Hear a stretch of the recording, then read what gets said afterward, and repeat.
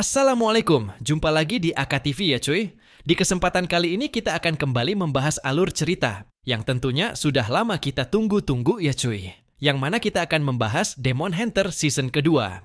Oke lah, daripada penasaran, mending kita gaskan aja ke pembahasannya. Dan jangan lupa like, komentar, subscribe, dan tentunya utamakan ngopi ya cuy.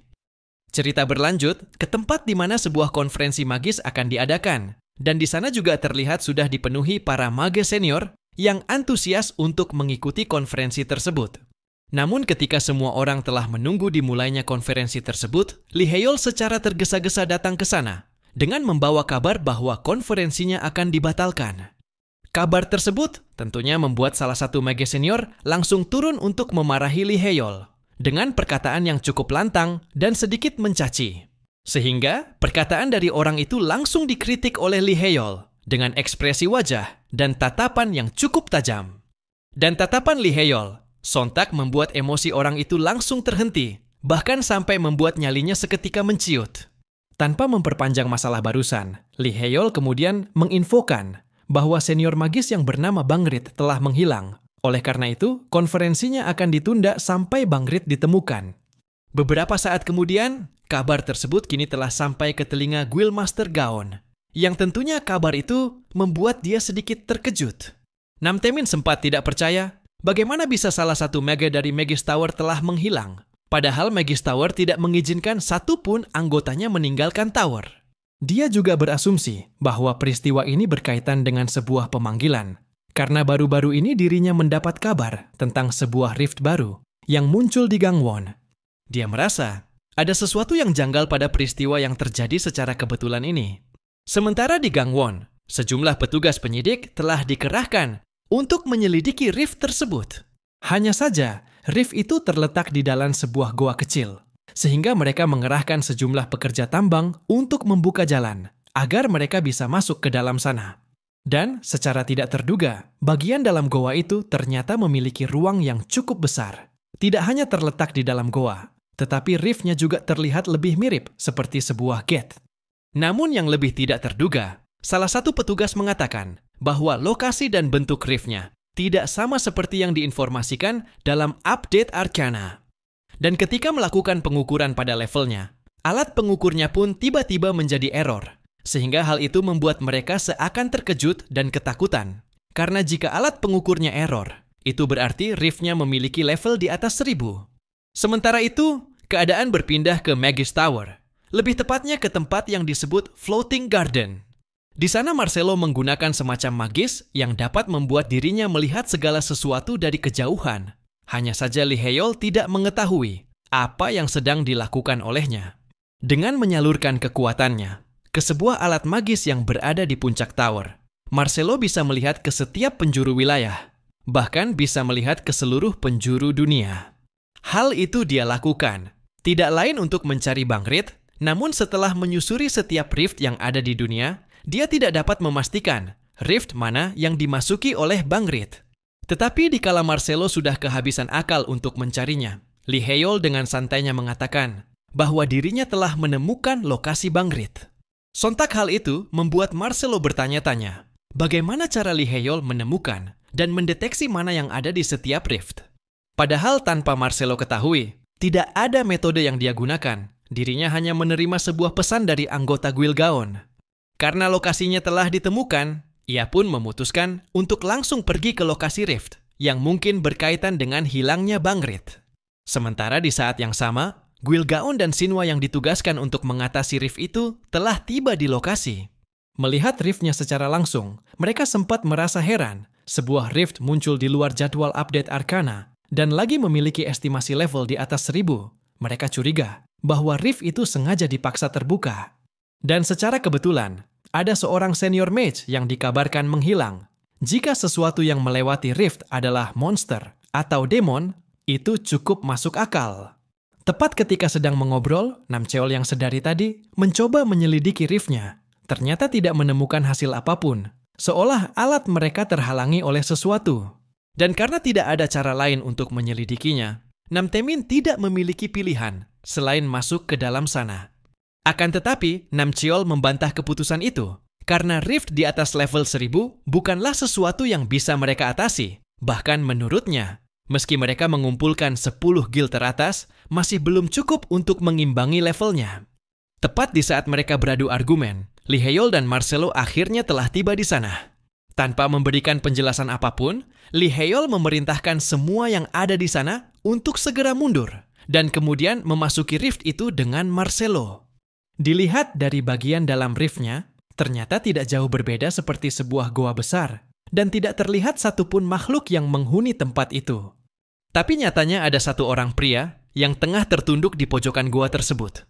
Sembari terus bergumam sendiri, pria itu terus-menerus menggerogoti semua kuku jarinya, seolah dia sedang dirasuki oleh sesuatu.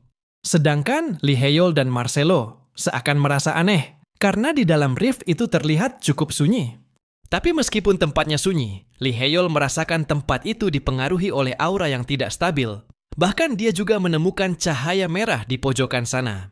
Marcelo yang juga melihatnya, secara tiba-tiba langsung berlari ke sana, karena dia tahu bahwa cahaya itu berasal dari Bangrit.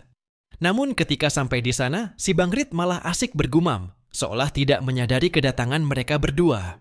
Dan setelah beberapa kali memanggilnya, si Bangrit akhirnya merespon panggilan mereka, sambil menanyakan bagaimana mereka bisa sampai ke tempatnya. Mengira bahwa si Bangrit sedang ketakutan, Marcelo pun mencoba berbicara secara halus untuk membujuknya. Namun Lee Hae-yeol tiba-tiba melihat sebuah pola yang aneh, tepat di belakang Bangrit, sehingga dia langsung menanyakan hal itu secara mendadak. Sontak dia seakan tidak menduga, Lee Hae-yeol dapat melihat simbol yang dibuatnya, yang mana simbol itu adalah lingkaran magis untuk memanggil demon. Mengetahui seberapa berbahaya lingkaran tersebut, Lee Hae-yeol sontak bergegas untuk menghancurkan simbol itu sebelum ada demon yang keluar dari sana. Akan tetapi, Bangrit tidak ingin membiarkan hal itu terjadi, sehingga dia pun langsung menggunakan kemampuannya. Sembari menembakkan serangannya, si Bangrit sempat meminta maaf kepada Lee Hae-yeol, karena baginya, lingkaran itu adalah satu-satunya kesempatan yang dirinya dapat. Bahkan, meskipun si Bangrit mengenal siapa Lee Hae-yeol, dia sama sekali tidak segan menembakkan serangan yang sangat kuat, hingga menimbulkan sebuah ledakan yang cukup dahsyat. Untungnya Marcelo terlebih dahulu menggunakan sebuah penghalang untuk menghalau serangan barusan. Jika tidak, mereka berdua akan langsung terkena oleh serangan itu. Di sisi lain, Lee Hae-yeol tidak menduga, di balik penampilan si Bangrit yang rapuh dan lemah, ternyata memiliki kekuatan sebesar itu. Kemudian, si Bangrit mengatakan pada mereka bahwa Elder Mage telah memberinya petunjuk jika kebenaran yang selama ini dirinya cari berada di sana. Kalau ia sudah mendapatkan kebenaran tersebut, maka tidak akan ada lagi yang memandang rendah dirinya. Ucapnya sembari kembali bersiap untuk menyerang mereka. Melihat bagaimana perilaku dan aura kekuatannya, Lee Hae-yeol menyadari jika pikiran si Bangrit telah dikendalikan. Namun tepat setelah menyadari hal itu, dia tiba-tiba panik dan menyuruh si Bangrit untuk menjauh dari tempatnya. Ternyata, alasan Lee Hae-yeol menyuruh si Bangrit menjauh, karena sesosok demon tiba-tiba keluar dari dalam retakan yang ada tepat di belakangnya. Dan Lee Hae-yeol juga menyadari jika si Bangrit sudah sepenuhnya dicuci otak oleh demon itu, sehingga dia memutuskan untuk menyelamatkannya. Akan tetapi, si Bangrit lagi-lagi menembakkan serangan yang lebih kuat dari sebelumnya, yang langsung diarahkan tepat kepada Lee Hae-yeol. Namun kali ini, Marcelo tidak sempat membuat penghalang karena saking cepat dan kuatnya serangan itu. Tetapi, meskipun tanpa penghalang dari Marcelo, dia ternyata mampu menghalau serangan itu seorang diri. Bahkan ia sama sekali tidak terkena dampak dari ledakannya. Sehingga keadaan itu tentunya membuat Marcelo sempat terkejut melihat Lee Hae-yeol tidak terluka sedikit pun oleh serangan yang sangat kuat. Tidak hanya terkejut, Marcelo juga seakan tidak percaya Lee Hae-yeol mampu menggunakan teori mana di saat yang cukup singkat untuk merubah mana milik Bangrit menjadi magis cahaya. Dengan suara yang cukup lantang, Lee Hae-yeol mencoba menyadarkan Bangrit sebelum dia ditelan sepenuhnya oleh demon itu. Tetapi karena pengaruh demon yang kuat, kata-kata jelas tidak mempan untuk menyadarkannya, yang ada dia malah semakin terpengaruhi. Dia mengatakan alasan dirinya datang ke dalam rift adalah karena orang seperti Lee Hae-yeol dan Marcelo. Orang yang terlahir dengan diberkahi bakat yang tidak tertandingi dan seorang player yang cukup hebat sampai bisa menghalau setiap serangannya. Jika saja dirinya terlahir dengan bakat seperti itu, Dirinya tidak akan susah payah datang ke dalam rift. Tepat ketika si bangrit semakin tenggelam dalam pemikirannya, sang demon terus berusaha keluar dari dalam celah itu. Di sisi lain, Lee Hae-yeol menyadari bahwa reaksi ini merupakan inferiority kompleks yang sangat besar. Semakin besar rasa gelisah si bangrit, maka semakin melebar juga celah dimensi yang terbuka. Dan pancaran energi dari demon itu bahkan melampaui Demon King Dekarabia. Kemungkinan demon itu adalah salah satu dari Seven Saints, The Great Evil Envy, demon yang memiliki sifat iri hati. Karena Lee Hae-yeol tidak bisa membiarkan hal ini menjadi lebih buruk, dia kembali mencoba menyadarkan si bangrit dengan sebuah perkataan. Lee Hae-yeol mengatakan, walaupun si bangrit menyerahkan jiwanya kepada demon hanya untuk mendapatkan kekuatan, belum tentu akan mendapatkan pengakuan semua orang, seperti yang selama ini dicarinya. Dan seperti yang diharapkan, perkataan Lee Hae-yeol rupanya berpengaruh kepada si bangrit. Tetapi dia sudah hampir terjerumus, karena demon itu tengah siap untuk menangkapnya. Melihat bagaimana si bangrit ketakutan oleh demon itu, Lee Hae-yeol mengatakan, bukankah dari awal memang itu yang si bangrit cari?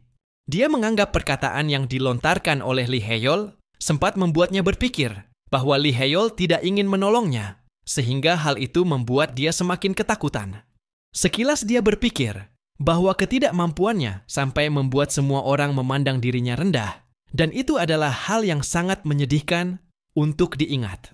Dengan suara lantang, dia sontak menanyakan kesalahan apa yang sudah dirinya buat, tetapi dirinya juga sadar tidak ada kesempatan untuk kembali. Di saat yang sama, celah dimensi sudah mulai dihancurkan. Hanya tinggal menunggu waktu sampai demon itu keluar.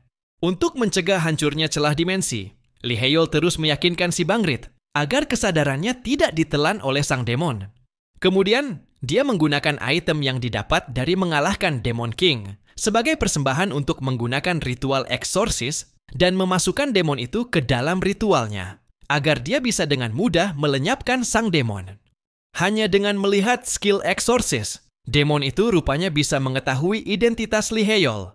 Tetapi dia sama sekali tidak takut, meski Lee Hae-yeol seorang demon hunter. Karena dengan terbukanya celah dimensi, Lee Hae-yeol tidak akan bisa mengalahkan dirinya.